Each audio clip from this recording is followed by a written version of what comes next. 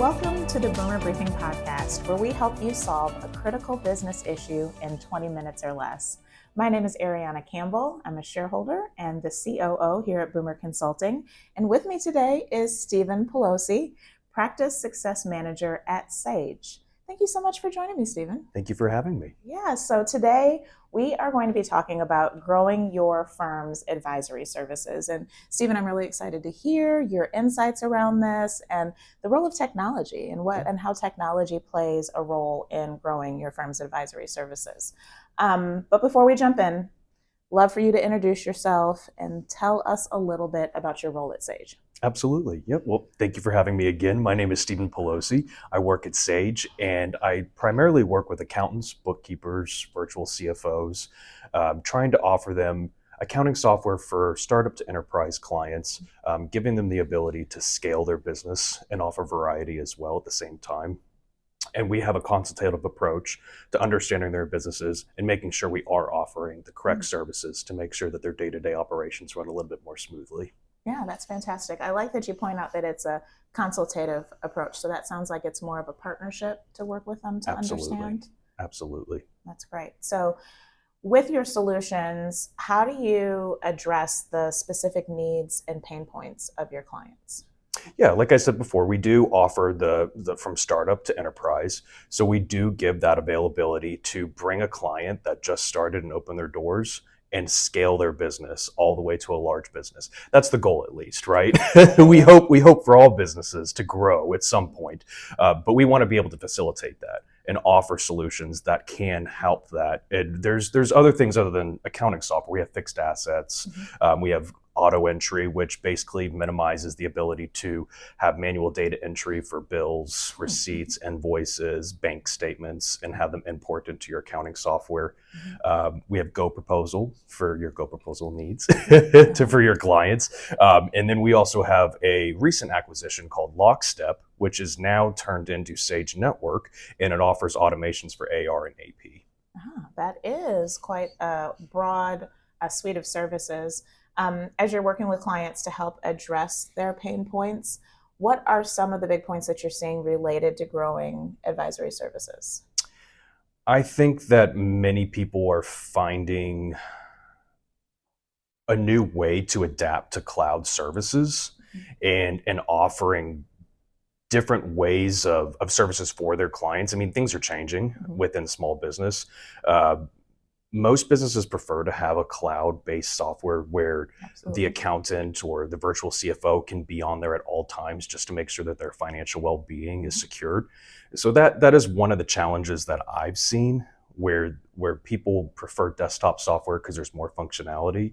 And I think that technology businesses need to learn to adapt to have a cloud service to adopt that, whether that's offering, open API or just better functionality that they can adopt from a desktop edition to a cloud version. So we've seen that there have been some setbacks on that end, but times are changing and we're growing and learning and adapting. I think scale for growth is another thing that people are searching for. Startups typically find a software that works best for them, but they don't seem to have software that can adopt with them and grow as they grow with their business. From my understanding, I've seen you start with a smaller business program and then you try to bring that data to another and it never brings over exactly what you need. And so it can be a challenge for people. I do think, one part of the scaling process is to offer something that you can start from the beginning and then move up through, keeping all of your data in one place and historical transactions. And so it really does take understanding, obviously, what their business goals are, what their vision is for how they see their business growing, so that your solutions can really help to support that. And it gets back to what you said in the beginning of it truly is a partnership and a consultative approach to really discovering how to best do that. Absolutely. In your opinion, just in general, what are the most significant challenges currently facing the technology industry? So overall, what do you think are the biggest challenges? Well, similar to what I was saying before, I think the push to cloud is one of the biggest challenges that we've seen within the big names out there. Like the desktop edition is something that people know, and it offers the full functionality that they need. And especially for small to medium, even growing businesses, the desktop solution could handle most of that. Whereas if you move to a cloud service that is recently offered, you're not really seeing that changeover, at least appropriately, which causes people to look for other options, which isn't always the most ideal proposition to offer to a client, and they don't prefer that most times. So yeah, I think the push to cloud and offering variety for the clients is very important, making sure that they feel secure in what they're choosing and what they're using from a day-to-day basis. And I think that it obviously takes a multifaceted approach to help address all of those or those different issues. How much do you think that mindset plays into it? It's a good question. I guess I never really thought about that. I think you need to be open-minded to change. I think you also need to have an understanding of where you want to take your business in the next 5 to 10 years as well. And it's all about a growth mindset. It's about what you're looking to offer, how you're looking to change and adapt so that you can facilitate that growth.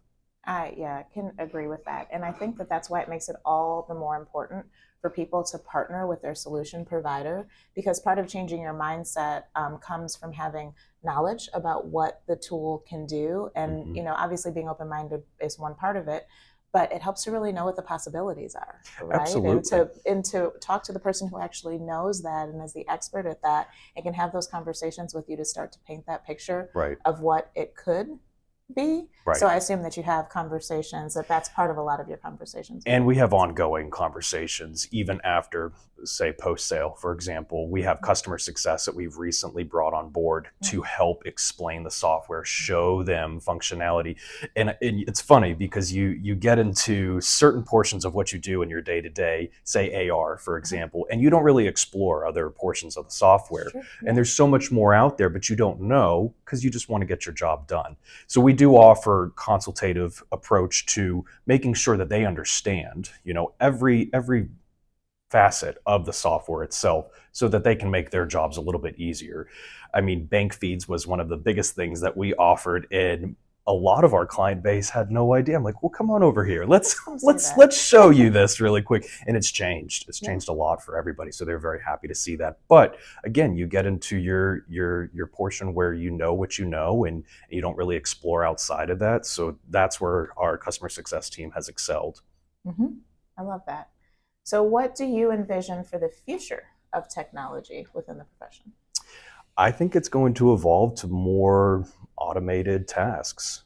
I mean, we were already seeing that in the market now with specifically, not to name drop, but auto entry is probably one of my most favorite applications. It's product agnostic. It offers the ability to upload those receipts and bills, extract the data and sync it to your software. And it eliminates the need for manual data entry. I mean, and it depends too. So there's certain situations where you have 5 receipts where you could easily key that in, or you have 200 within a month where that's taking up the majority of your time. And I think, from a growth perspective, we want to try to work smarter and not harder. And so having those AI tools built in will help facilitate even more growth, and you can bring more clients on because your day-to-day is not bogged down with manual data entry. Absolutely. And that's such an important point to reinforce, that it's not a matter of the technology or the AI coming to take anyone's job. Correct. It's to take away the tasks that really are better suited to have those repeatable tasks done by technology, so that you can free up the capacity to focus on the things that matter and really serving our clients well and offering insights to them. Absolutely. Do you feel like you're getting that response from your clients as far as that being their goal that's really driving Absolutely. them towards that? Absolutely. I have daily conversations where they're tired of the data entry, and they get the shoe boxes, at the end of the year, which is really funny to see, but it's also not funny at the same time because it's a lot of work to do. But, a lot of our accountants put that onto the client to do the upload of data and then have the coding done by the accountant themselves. So it's more of a relationship. And as it should be when it comes to, a client and an accountant. It shouldn't just you do this, you do this. It should be a fluid relationship, in my opinion, especially if they're going to help you with your financial books. So, yeah, I think also keeping up with the digital trends is a challenge that some people do face. The younger generations embrace it, where ones that have been in the industry for 40 plus years, know what they know, and it's a little bit harder to keep up with the cloud technology and the changing times. However, it's important. I mean, that's the demand. That's what's out there, and that's what's needed. Absolutely. And I think there's also such an important piece that, going back to the comment about the shoeboxes and such, of educating our clients. So when we think about the different partnerships, there's obviously the partnership that the firm needs to have with their solution provider to really continue to be challenged to expand how they're using their technology and those services, but then also thinking about that partnership with the client to make sure that they are doing the things that can help the use of the technology to be more effective, and helping to educate them around the why of it. And then obviously working with the team to make sure that they know how to best use the tools. So there's so many different kind of aspects that contribute to the success of growing advisory services. But with that, what do you think that firms should be specifically focused on related to growing their advisory services? There's a few things. Pricing.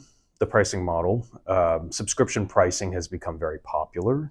And I wanted to ask your opinion on that. What do you think of subscription pricing? We are seeing more and more firms move towards subscription pricing. In many cases, though, it's kind of the pause is with them figuring it out. How do we start that? How do we get buy-in for that at the leadership level? How do we kind of lay out what that's going to look like and make sure that we're being consistent across the practice? So I think that those are some of the challenges. But when you really think about the value that type of model offers to your clients, there's benefit in that, right? And it really does help to keep your clients more engaged and more sticky from their perspective as well. And also think about how much, just in people's everyday lives, that they're used to the whole idea of subscription pricing, right? There's so many different things that we subscribe to. So to see working with your accountant to also be in that model can be really beneficial as well. But the main thing is to have that alignment, to understand how you are structuring it, and to have some consistency. Right. And on that, would you recommend subscription pricing for all firms, whether they're small or large? I think that it depends, quite frankly, on the level of buy-in that you have. You can be a small firm and not really have the clarity or the buy-in or the alignment to roll that out. That doesn't mean that you never should. It just means that you need to work towards that. But I do believe that it can work for firms of all sizes. Okay.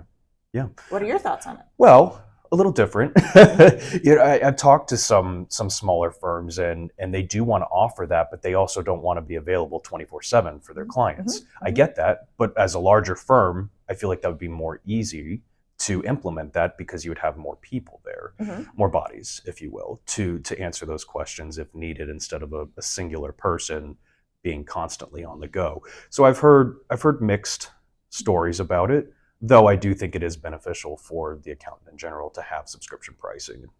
Well, I think it's also having clarity on the front end from the very beginning, getting back to client education, that subscription pricing doesn't have to mean 24/7 availability.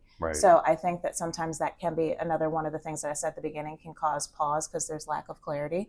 But if you're clear with your client from the beginning of what that means, subscription pricing and business hours can still work hand in hand. Touché. It's really just setting up those the boundaries, which sometimes can be hard, right? Because we want to help our clients. Absolutely. We want to be there for them all the time. But I think if you can have clarity up front, no matter what your firm size is, you could have both. Yeah. I think you could do it. And another, services offered, offering a niche service for your clients. I mean, what would your opinion be on that? Being more focused? So I think that if you have that expertise within your organization, that being able to offer niche services can really be a competitive differentiator, and allows you to really go deeper with your clients in the level of of value that you're able to offer them, but you have to make sure that you are thinking through kind of the longer term, what does that mean? Right. Because that does take a certain amount of thought leadership and being able to make sure that you have the client base that's going to be able to support that. Correct. And that you don't get too focused in to where it limits your overall opportunities. Yeah. But I think that can definitely be approached that can, again, be a competitive differentiator. What are your thoughts on that? Well, I've met quite a few that offer niche services, and I didn't think that was really a thing, because I thought, you would offer it for anybody that needed accounting, right?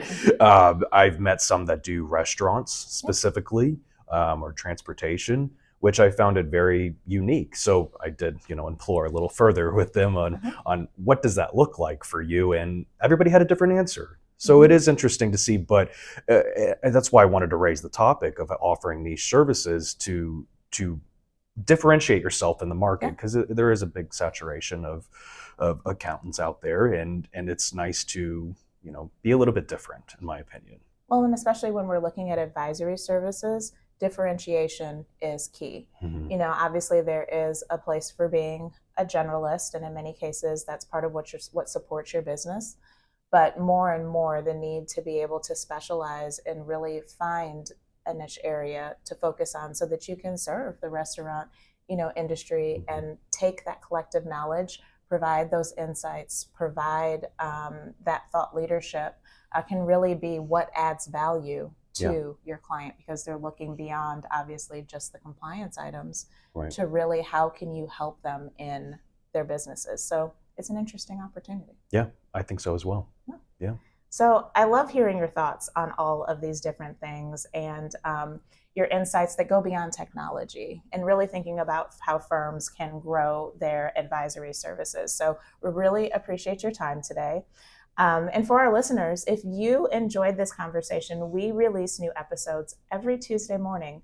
We talked about technology today, but we also cover topics related to leadership, process, talent, and growth.